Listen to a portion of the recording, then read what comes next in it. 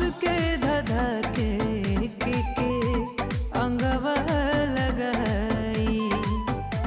कुछ तो बोला जान कोई हाथ जोड़ के, डोली चढ़ी जात बाड़ू होलिये में छोड़